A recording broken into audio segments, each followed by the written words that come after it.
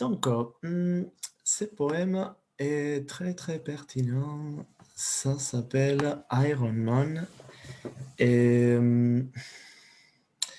c'est justement le poème que j'ai écrit dans cette situation où il y avait vraiment un marathon, hein, et c'était avec un but poétique, hein. C'était justement de prendre le relais de toutes les personnes qui sont parties, qui n'ont pas fini l'année avec nous. Donc, c'est elles toutes qu'on représente dans ces marathons. Et merci beaucoup pour l'effort d'être là, vraiment.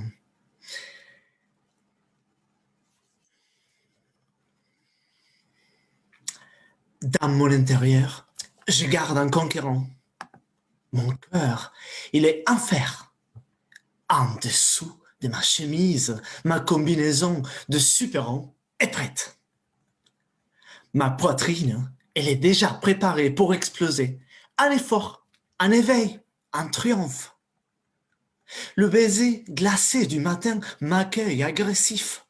Le silence de la solitude m'enveloppe et me motive. La famille, elle tombe. Les amis, ils s'en vont. Ceux qui ont fait ce chemin avant, ils partent. Mais nous prenons le relais. On franchit l'arrivée pour l'équipe et l'on gagne tous. La maladie est ma course d'obstacles et je m'en tape. L'apocalypse est l'horizon de cette photo. La douleur de mes jambes, mes muscles souffrants, je m'en réjouis. Mon cœur, désolé, pourtant je ne capitule jamais. Ce défi nous appartient. La longue, dure course qui est devant, on l'a déjà dans la poche. Puisque la course, c'est nous. Le marathon, c'est nous. L'impossible, c'est nous aussi. Les dieux ont pari sur nous. Nous sommes leurs champions. Ils nous regardent depuis le rade céleste, rassurés qu'aujourd'hui, on leur ramènera la victoire. Les nations tombent, les esprits se déchirent, les espoirs fanent. Aussi longtemps que mon humble chemin tient long devant, aussi longtemps que je ne l'abandonne pas, et je ne l'abandonnerai point. Le sauvetage est tout à fait palpable. La dernière minute, je la sens. Le dernier kilomètre me fait un clin d'œil. Il m'attend. Dernière ligne droite, et l'on ne lâche rien. Voilà. Merci beaucoup. Je te laisse la parole.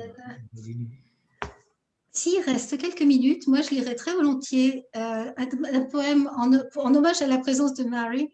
Je lirai un poème d'une poétesse que j'ai traduite et dont j'aimerais pouvoir publier le livre, qui est Judith Rodriguez, qui est une poétesse australienne aussi, qui est disparue il y a 2 ans maintenant, 3 ans. Enfin, j'ai beaucoup de mal à cibler le temps parce que c'est toujours très difficile d'évoquer le départ de gens qu'on a aimés ou qu'on aime, devrais-je dire d'ailleurs.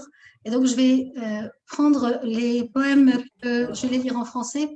3 poèmes qui sont intitulés Saying of My Mother, paroles de ma mère, et qui partent de photos et de souvenirs de famille. La famille de Judith est une famille très, très unie. J'ai beaucoup de plaisir à communiquer encore avec ces 3 filles.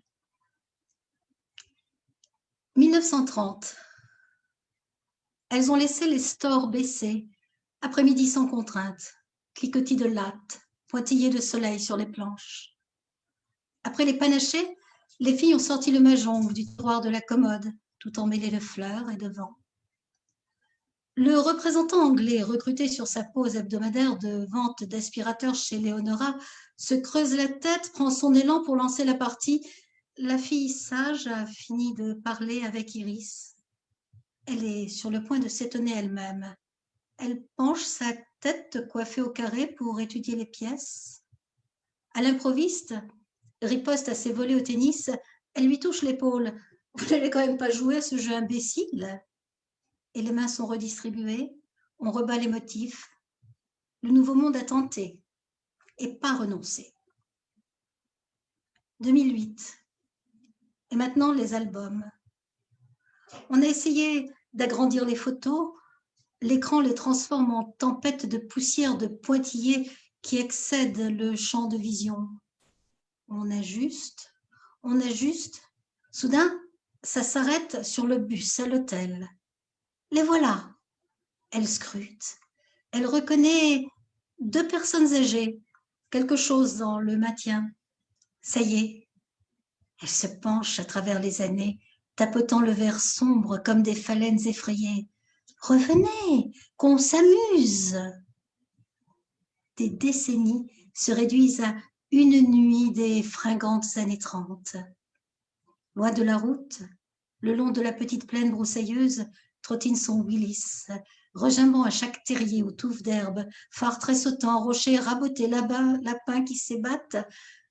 Tout l'éclairage qu'on obtient ne maintient pas l'image galvanique, le tirage moucheté, une bavure, le visage de papa. Les sœurs. 75 ans plus tard, aveugle, assise dans sa cuisine, on cajole la vive jeune fille pour qu'elle parle de ses défuntes sœurs. Toutes se sont mariées. Leur mère est morte jeune entre la première défection et la suivante. L'aînée qui tape du talon, la charmeuse, reniant la foi, pensait que le tueur était une valve mitrale défectueuse. La suivante, songeuse et timide, renchérissant prudemment, entourait sa vie de gentille avec des rites juifs. Les questions de mon athée de mère sur le passé vite réglé que sa mère bien-aimée n'eut pas à affronter, et si elle avait vécu, elle aurait eu le cœur brisé. Je n'aurais jamais eu le courage. Accablée, je scrute les marais, la passe rocheuse traversée, le gouffre, les goulets, les risques auxquels, moi, j'ai échappé. Judith Rodriguez. Voilà.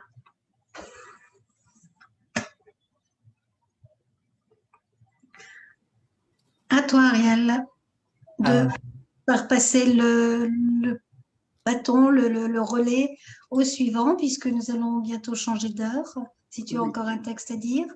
Donc,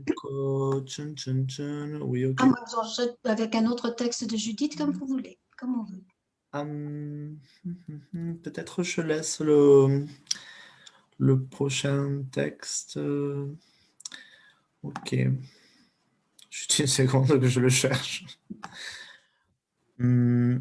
Ça, c'est quand même très important, c'est justement.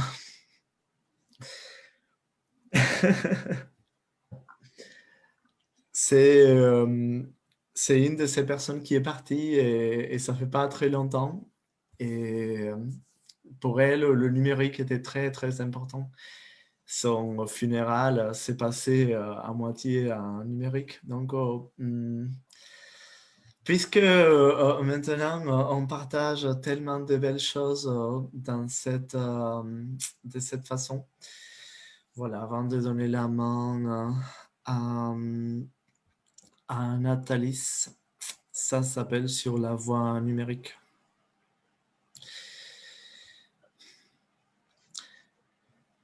Sur un chemin de verres digitaux qui commence sa route timide dans l'insertion des graves frénétiques, méandre, flux de questions, souffle magique, haleine virtuelle qui érige lointain les secrets de mon vœu solennel.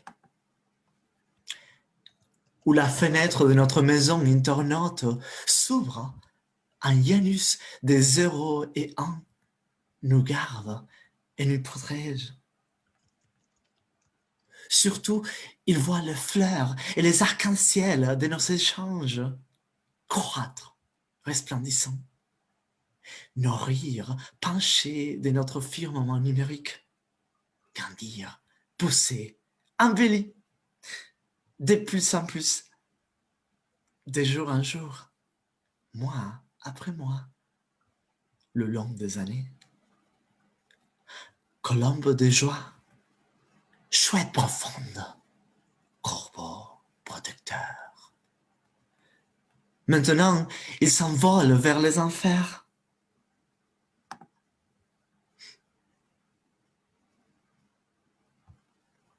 Quand le crépuscule enlève la lumière de celle qui avait laissé la porte de l'autre côté ouverte pour que je passe tout le soir.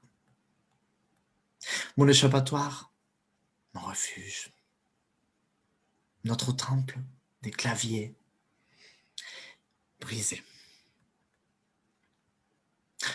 Une larme encore, un message. Les amis qui viendront à ta place, te représentant. Les envies qui me mèneront toujours vers toi. Sinueux chemin de vers spirituels, fil mystique dans le labyrinthe des numéros primaires qui gouvernent le Dieu. L'amitié, le charme morphique, la prière, ton souvenir éternel. Moi, je persévère. J'ai l'habitude et rien à craindre. À jamais la motivation de faire ta connaissance un jour.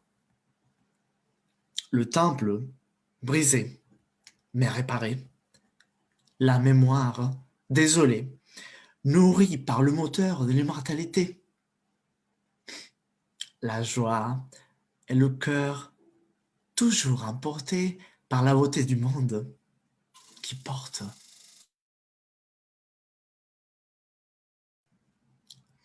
Pour toujours, ma chère Alex. Voilà, donc merci pour ça et aussi dédié à Guido, le père de mon copain qui est parti.